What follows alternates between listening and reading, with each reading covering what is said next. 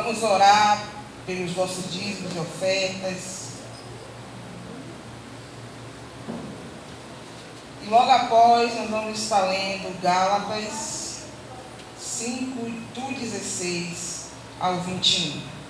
Gálatas 5, de 16 ao 21.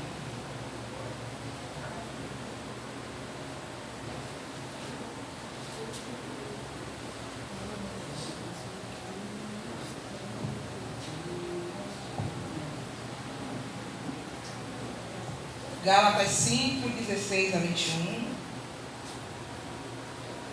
Gálatas vai ficar logo após a 2 Coríntios.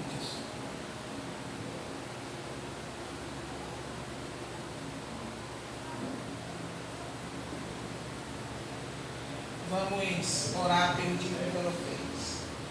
Ó Pai, nós te agradecemos por esse momento, que nós continuamos a estar, Senhor, na Tua presença, pelas orações, pelos louvores, pela entrega, Senhor, dos nossos bens materiais diante da Tua casa, para abençoar, Senhor, muitas vidas. Te agradecemos pela cooperação de cada irmão, cada irmã, que o Senhor esteja abrindo as portas de emprego, guardando cada um dos seus empregos, e que o Senhor esteja, Senhor, continuamente suprindo as necessidades da Tua casa. Neste momento, Senhor, toma a Tua palavra que será ministrada, que os nossos corações estejam abertos para ouvir da Tua palavra e entender aquilo que o Senhor tem para nos falar nesta noite, em nome de Jesus. Amém. Encontraram Gálatas 5, do 16 ao 21, que diz assim: digo, porém, andai no Espírito, e jamais satisfareis a concupiscência da carne. Porque a carne milita contra o Espírito, e o Espírito contra a carne, porque são opostos entre si, para que não façais o que, porventura, seja do vosso querer. Mas, se sois guiado pelo Espírito, não estáis sob a lei. Ora, as obras da carne são conhecidas e são prostituição, impureza, lascívia, idolatria, feitiçaria, inimizades, porfias, ciúmes, iras, discórdias, dissensões, facções, invejas, bebedices, glutonarias e coisas semelhantes a estas, a respeito das quais eu vos declaro, como já outrora vos preveni, que não herdarão o reino de Deus, porque tais coisas praticam. A palavra dessa noite, nós vamos falar sobre como entendemos as obras da carne. E eu vou me prender mais no subtítulo, que é uma vida de oposição. Essa já é a terceira mensagem que eu tenho pregado sobre o tema geral, que é como entendemos as obras da carne. E justamente hoje nós vamos falar sobre uma vida de oposição. Como é que nós nos opomos a essas obras da carne e como é o viver essas obras da carne. Eu gostaria que você pensasse comigo sobre algo que você gosta muito de fazer ou de comer.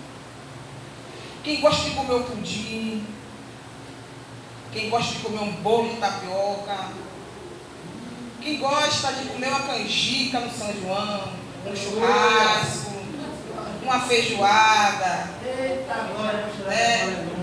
Quem gosta de comer um ovo da Páscoa, chocolate, né? Quem gosta de fazer piquenique ao ar livre, quem gosta de ir no cinema, quem gosta de... O que mais? Me ajudem aí. Praia, piscina. Praia, piscina, maniçoba, né? Então, uma muqueca de peixe, um peixinho frito, aleluia. Então, pense nessas coisas, o que você gosta de fazer e de comer. Quando está nessa atividade prazerosa, o seu cérebro, ele vai liberar um hormônio, ou alguns hormônios do prazer. E um desses hormônios, conhecido como hormônio da felicidade, é a serotonina. É por isso que quando a gente pratica algo, a gente busca repetir aquilo, porque a gente quer sentir aquele gosto bom. Quando a gente está ali na praia, passando um dia legal, né, comendo uma maniçoba, comendo uma feijoada, socializando com as pessoas, a gente fica leve, a gente fica diferente, a gente fica leve, mais divertido, porque o nosso cérebro entende que aquilo dá prazer a gente. E o que é que acontece? A gente busca repetir isso várias vezes. Ou seja, para muitos vira uma rotina fazer essas coisas. Porque é bom, a gente entende que é bom. E todo mundo merece ter momentos felizes na sua vida. Nós estamos vivendo o hedonismo, antes de eu chegar onde eu ia falar, ele é conhecido como culto ao corpo, culto ao prazer. E o hedonismo, ele é muito característico da Grécia, da cultura grega. Depois, ele é também característico da cultura romana, que nós chamamos de greco-romana, essas duas culturas. E tem uma estátua conhecida chamada Davi. Se eu não me engano, parece que foi Michelangelo, se eu não me engano, que fez essa estátua, onde tem um homem, tipo, hoje em dia nós chamaríamos de fisiculturista.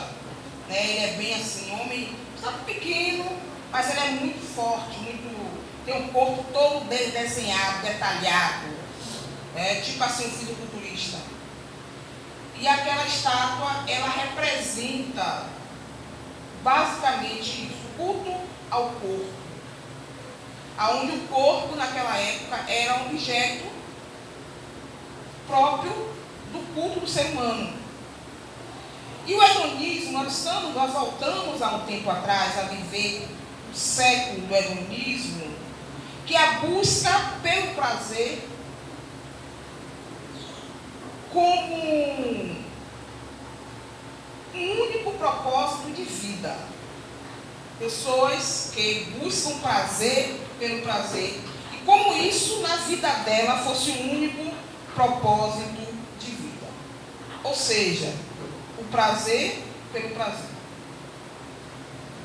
E como é que essas questões do prazer, do sentir-se bem, do hedonismo, elas se associam às obras da carne? Muitas vezes, quando alguém faz alguma coisa, alguns irmãos nossos cristãos, que diz assim: fulano, você está na carne, isso é obra da carne.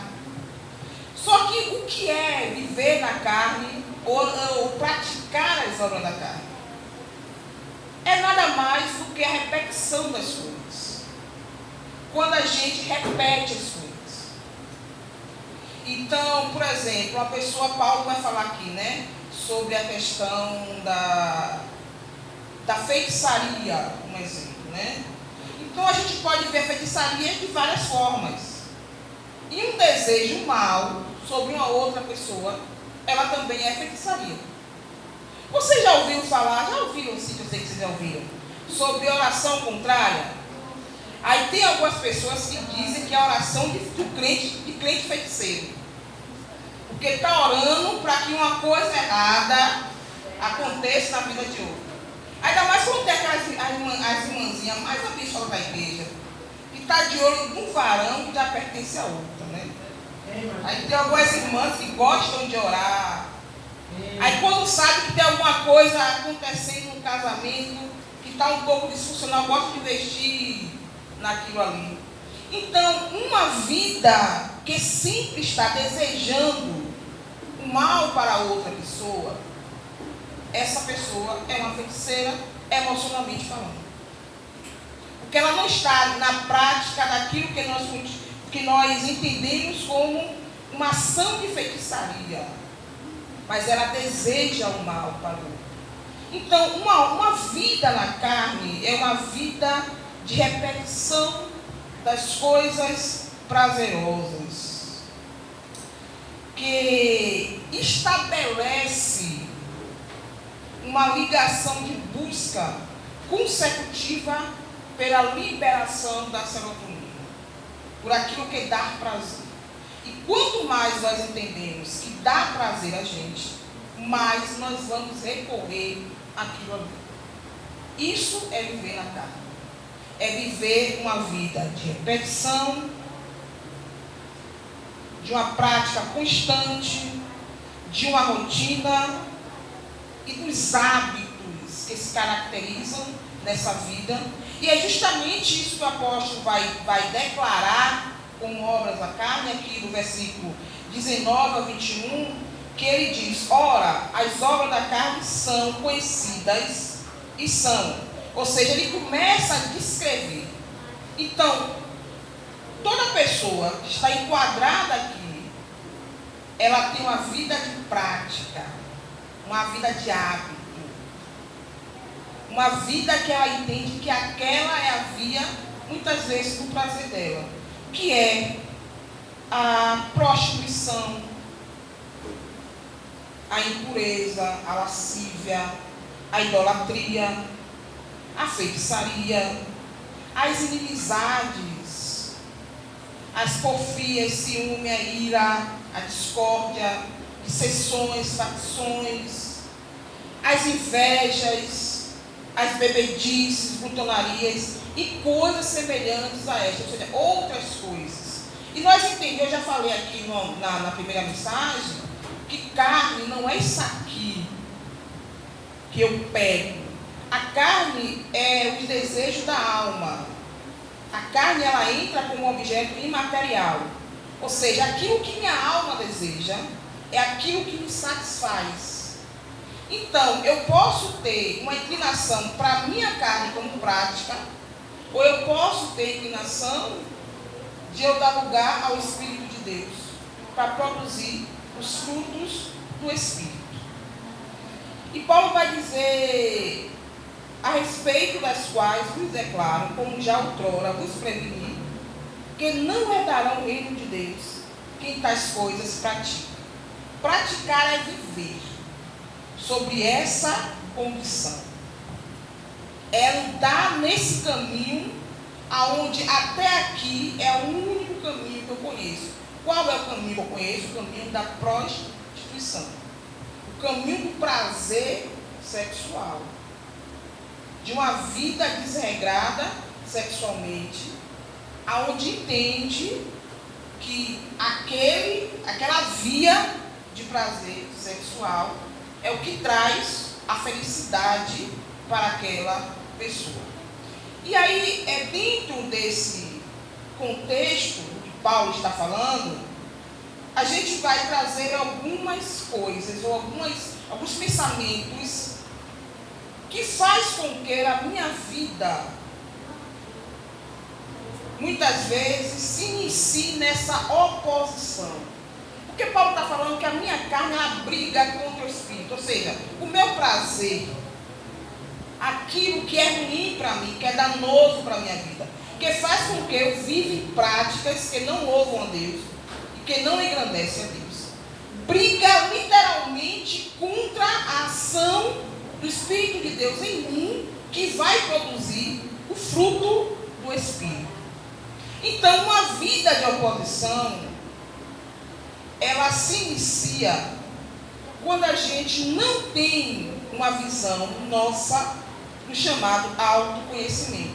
E a gente vai lá para Romanos 7, 17 e 18. Paulo vai falar o seguinte, Romanos 7, 17 e 18.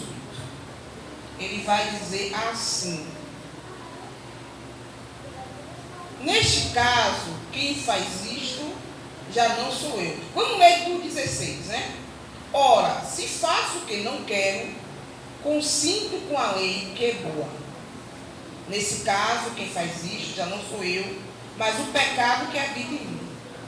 Porque eu sei que em mim, isto é, na minha carne, não habita bem nenhum, pois o querer o bem está em mim, não, porém, o efetuar. Paulo está se colocando na condição que ele está dizendo, olha, não há na minha carne não deseja nada de bom. Mas eu sei que eu quero fazer as coisas que são boas, mas existe uma lei do pecado que está querendo dominar a minha vida, fazer com que eu ande em práticas que não ouvem e não engrandeçam o nome de Deus. E tem uma máxima grega, todo mundo conhece, que diz assim, conhece-te a ti, que? Como é a máxima, vamos ficar todo mundo junto? Conhece a ti. Pronto, conhece-te a ti mesmo. É uma máxima que encontrava-se no prático de entrar no templo do deus Apolo, na cidade de Delfo, na Grécia, no século IV a.C. Essa frase, ela pode ter origem do dito popular grego. Alguns vão dizer que essa frase vem de Aristóteles, mas não sabe de onde veio essa frase. O ponto de partida para cada um de nós é conhecer a nossa natureza ao ponto de entender que existe uma vontade livre em mim e que constantemente eu quero praticar essa vontade e que eu preciso discernir em mim aquilo que convém ou aquilo que não convém. Muitas vezes, quando nós erramos, nós dizemos algo que Jesus disse, mas nós dizemos para não justificar. Jesus disse, a carne é fraca, mas o espírito está o quê? Pronto. E dentro desse contexto aqui, nós podemos dizer que o espírito está pronto para guerrear com a carne. O espírito está pronto para lutar contra a minha própria natureza, ao ponto de eu estar habilitada para poder fazer a vontade do Pai.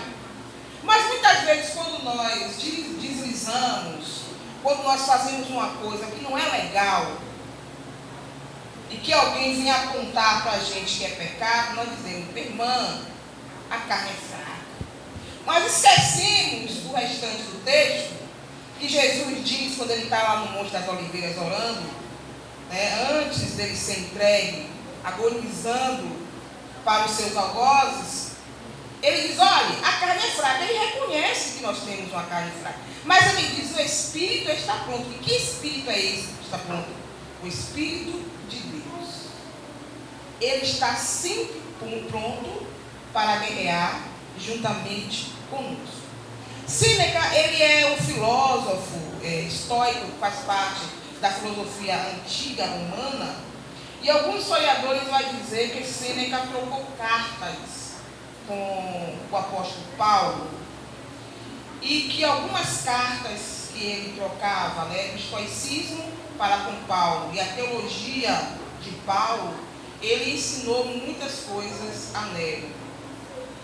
Mas alguns historiadores falam isso, mas não é algo que está comprovado durante a história. E Sêneca ele vai dizer o seguinte: quando chegamos a valorizar a nossa carne acima de nossa liberdade, de nossa honestidade, estamos perdidos. Ainda assim, eu não precisaria, ao falar sobre o homem e a fera, ou seja, sobre o homem, a fera interior que está dentro de cada um de nós, entrem em competição e, em tal caso, às vezes, de perder meu crédito, minha razão ou minha fé, eu correria até o meu limite. Nós estamos falando de um filósofo estoico de Roma antiga, que já está visualizando a vida, e ele está dizendo, existem coisas muito mais valorosas e preciosas para o meu espírito do que satisfazer a minha própria carne. Do que satisfazer a minha própria carne. E conhecer-te a ti mesmo vai fazer com que nós conheçamos os nossos limites, nós entendamos que existem pontos em nossas vidas que eu não posso andar conforme esses pontos que querem muitas vezes dirigir a minha vida. Que o apóstolo Paulo está falando aqui em Romanos, que essa direção dessa vida desenfreada, desregrada, sem limite, ele está falando sobre a lei do pecado que opera na vida do ser humano. Mas a partir do momento que eu conheço os meus desejos, os meus potenciais de andar nele, eu vou entender também que existe um potencial dentro de mim que me capacita e me faz andar, que me pode fazer andar e me faz andar segundo a lei do Espírito que gera em mim vida. E aqui eu estou falando de vida eterna. Eu estou falando de vida dentro de mim. De prazeres que são muito maior do que aqueles prazeres que muitas vezes vai me trazer um prejuízo grande e irreversíveis. Grandes e irreversíveis. Mas a vida de oposição inicia-se quando exercemos a nossa liberdade. E aí é um ponto que nós, seres humanos, muitas vezes nós não conseguimos equilibrar dentro da nossa liberdade. E se nós olharmos para a sociedade, nós vamos ver o quanto a sociedade, vou dizer baiana, não vou nem dizer brasileira, vou dizer a cidade baiana, soteropolitana, o quanto tem extrema dificuldade de usar a sua liberdade, não para si mesmo apenas, mas para com o outro. Quantas vezes os paredões da vida tiram o silêncio da nossa casa? Quantas vezes as brigas entre famílias colocam medo na nossa casa? Eu me lembro que quando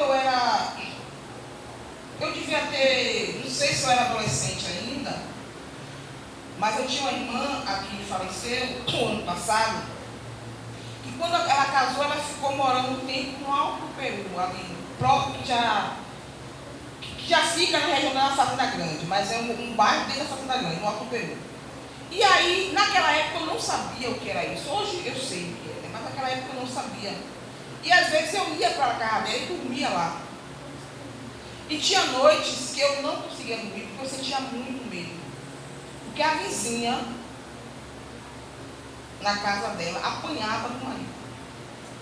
Naquela época eu não sabia o que era, porque eu era criança, não se falava muito nisso. E tinha vezes que eu não queria ir para lá, para dormir, para não ouvir aquela mulher gritando, apanhando, que hoje eu sei que ela apanhava o esposo, porque naquele momento eu sentia muito medo, eu era criança, era muito medo. E eu perguntava à minha irmã não me dizia. Ela passava lá e terminava não me dizendo. E isso foi tão chocante para mim que eu lembro disso até hoje. Desse fato que aconteceu. E lidar com a liberdade é uma das coisas que o ser humano precisa aprender sobre isso. 1 Coríntios 6,12, que diz assim: todas as coisas me são lícitas, mas nem todas convêm. Todas as coisas me são lícitas, mas eu não me deixarei dominar por nenhuma delas. Paulo está falando que tudo na vida é lícito. Eu posso fazer tudo o que eu quiser. Ele está falando de um nível de liberdade.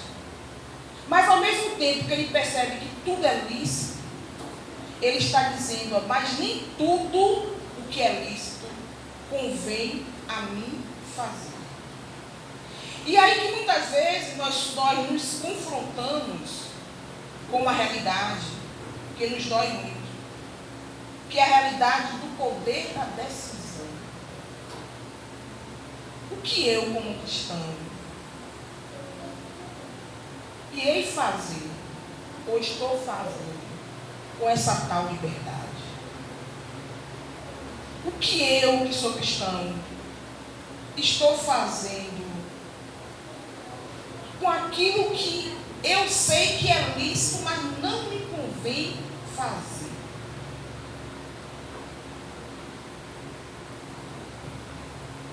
É lícito, é legal e não é imoral.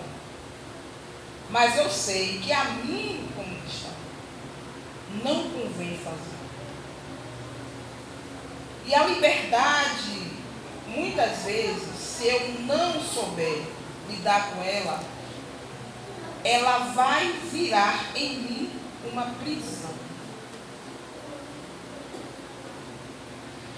E aqui em Gênesis 4, de 6 a 7, Deus conversando com Caim a respeito de Abel, ele vai dizer o seguinte: então lhe disse o Senhor, por que andas irado e por que decaiu o teu semblante?